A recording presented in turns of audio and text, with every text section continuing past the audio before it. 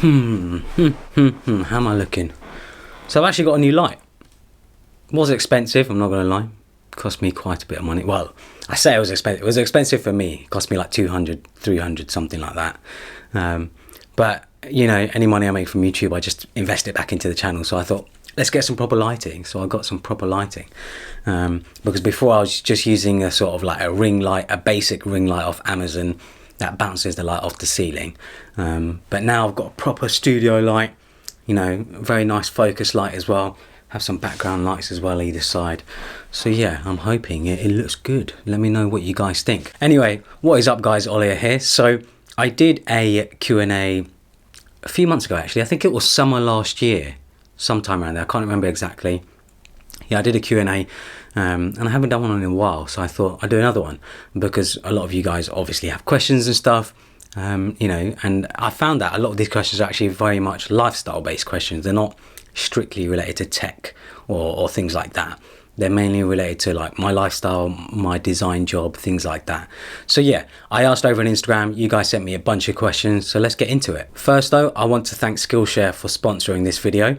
Skillshare is an online learning platform where you can learn new skills like web design, photography and video. It's perfect for anyone who wants to expand their knowledge and creativity and is suitable for both beginners and professionals. Skillshare classes include a combination of video lessons and projects, and you can take them whenever you like and fit them around your schedule. With it being the new year, it is the perfect time to explore a new skill or deepen an existing passion. One of my favorite topics is UI/UX design, and Skillshare has a collection of the top UI/UX classes so you can master your skills. Skillshare is also incredibly affordable, especially when you compare it to in-person classes and workshops.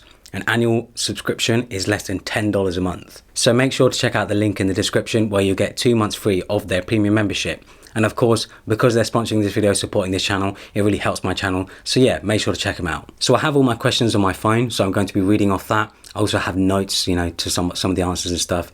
So let's get right into it. So one of the top questions is, am I a minimalist? Are you a minimalist?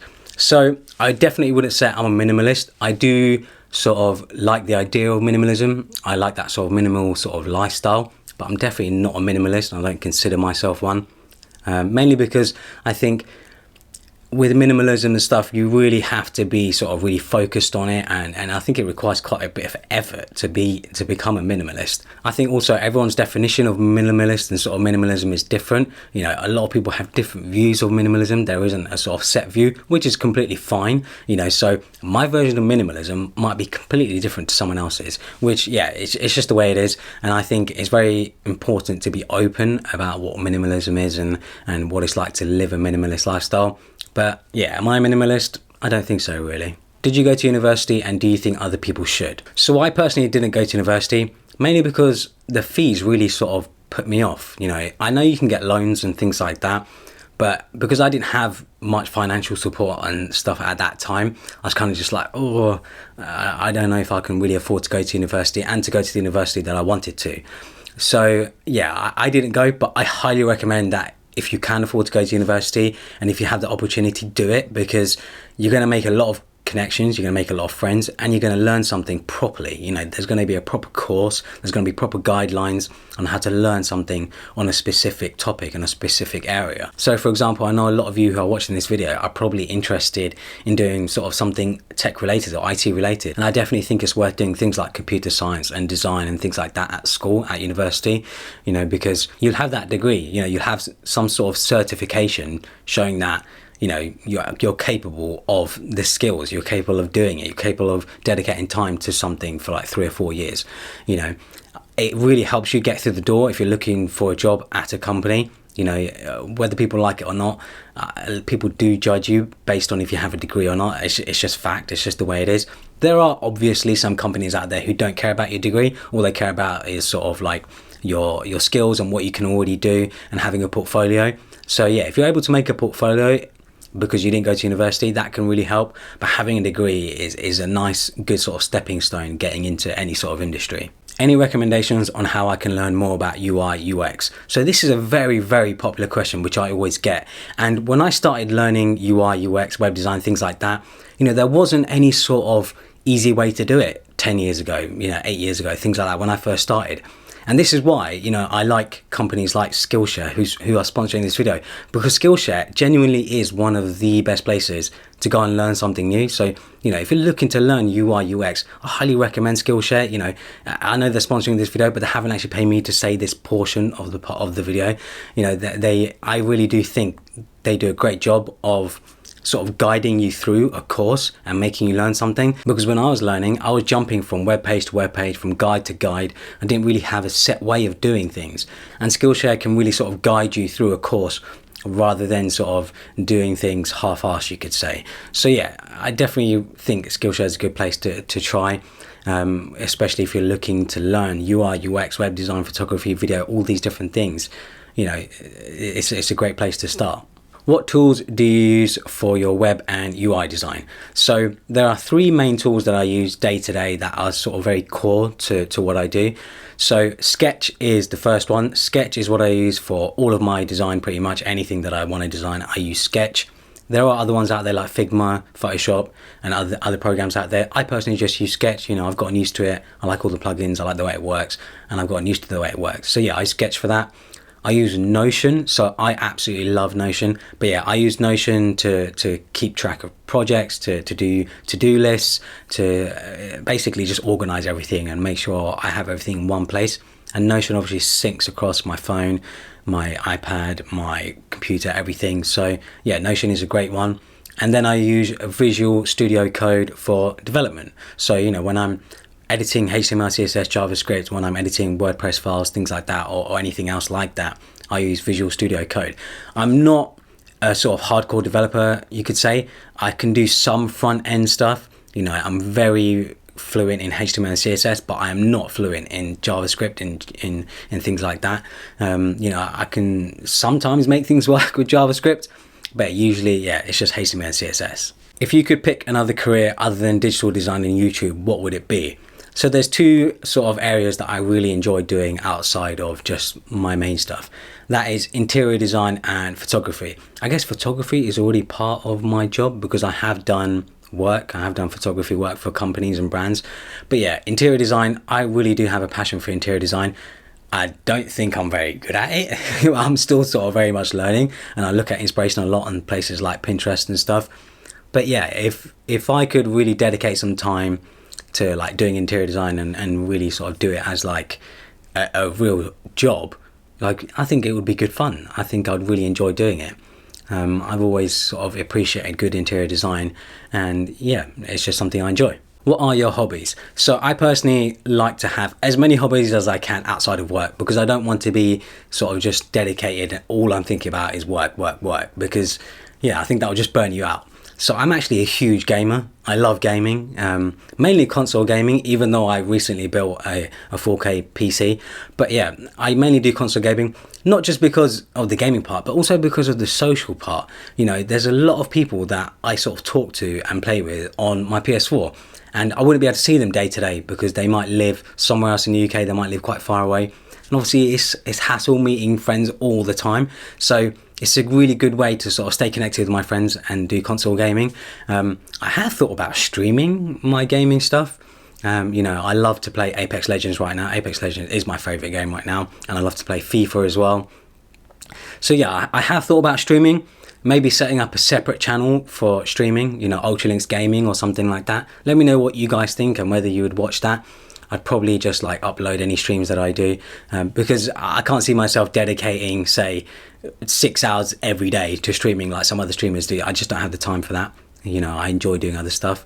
But yeah, I'm definitely a hardcore gamer. I also love football. I keep up with football quite a lot. I'm unfortunately an Arsenal supporter. And yeah, it's not going well. But hopefully we can sort it out. Anyway, yeah, I'm a big football fan. I love to keep up with the football. I'm looking forward to the Euros this year as well. I'm looking forward to the Olympics as well. I think I like keeping up with sort of mainstream sports in general. Photography is another hobby that I absolutely love. Even though I have done some paid projects, you know, paid photography projects, photography still is more of a hobby for me. I love being able to take pictures. I love going out, seeing new things, taking pictures of things. I especially love product photography, things like that.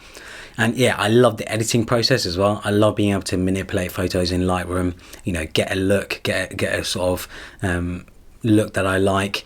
and really, you know, I love that whole sort of process with photography. My whole Instagram profile and getting that up to 100,000 followers was purely because I just had a passion and hobby for photography and I wanted to share it.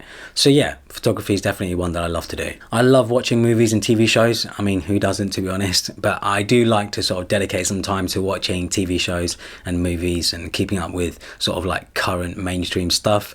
Yeah, I'm not really sure what's my favorite TV show right now. I think recent one was Mandalorian. Mandalorian was fantastic. Trying to think what else came out recently that I really enjoyed. I can't even think of anything off the top of my head. But yeah, TV shows and movies. I also need to watch that new one, Parasite. Won God knows how many Oscars. So yeah, I need to watch that and see what that's like. But yeah, movies and TV shows, I love watching them. I also go to the gym. Not that I enjoy it that much, but I mainly go to the gym purely because I'm sitting in front of a desk or sitting on a sofa or something all day. So making sure that I get out and actually keep myself active and, you know, not getting overweight is why I go to the gym. I go to the gym 3 to 4 times a week. I do weightlifting. I mean, as you can tell, I'm absolutely stacked. I look like The Rock. But, you know, yeah, I love doing weightlifting. I love doing cardio, things like that. Well, I say I love doing it. That's what I do at the gym. Which of your cars do you enjoy driving the most, gas or electric? So, obviously, I've done some videos on my cars before. I have the AMG GTS and I have a Tesla Model 3 Performance, which I got very recently.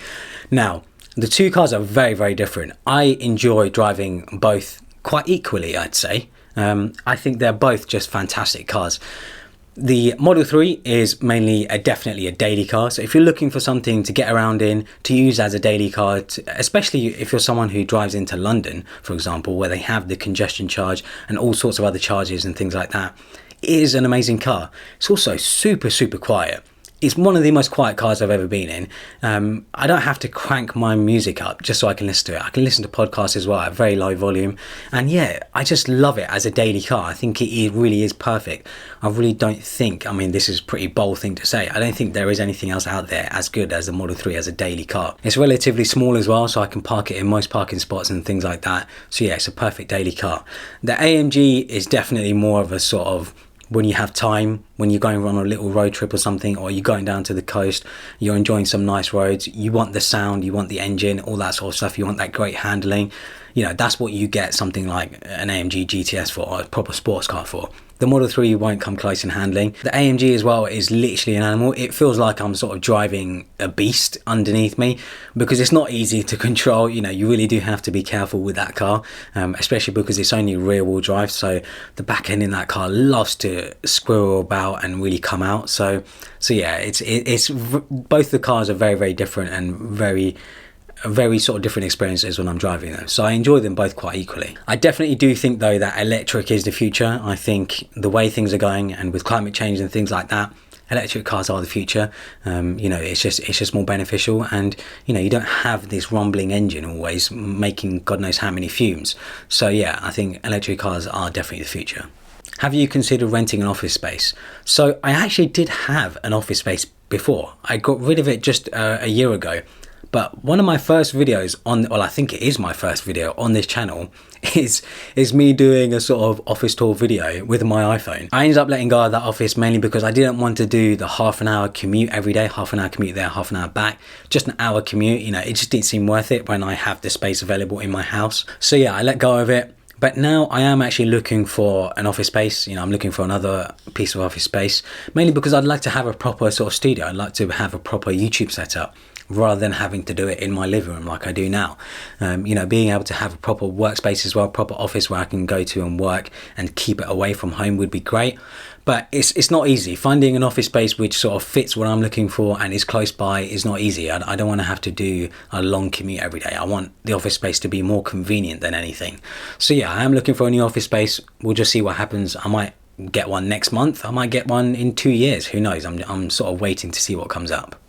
Who inspires you? Now, this is actually a really tough question and one that I've had before, and one that I really don't know how to answer because I don't really find anyone who inspires me or I find inspirational, you could say. Mainly because I think it just jumps from thing to thing, from person to person, because I feel like I never really know a person when you see them, say, on TV or online or something like that. I don't think it's a good idea to idolize someone and really put them up on like a pedestal or whatever like that, because everyone is different. Everyone will have different opinions and stuff, and I think it's just good to sort of take key things from experiences and from people, rather than sort of just like look at one person and be like, hey, I want to be just like you. I don't think that's necessarily a good idea. I think that also helps sort of define yourself. You sort of have your own sort of style of things. You have your own way of thinking. You decide things on your own without having to listen to other people. Obviously, it's good to take other people's advice and take their opinions or recommendations and whatever else. But I think it's always important just to be yourself in that way, and really sort of, make your own decisions and decide what you're going to do.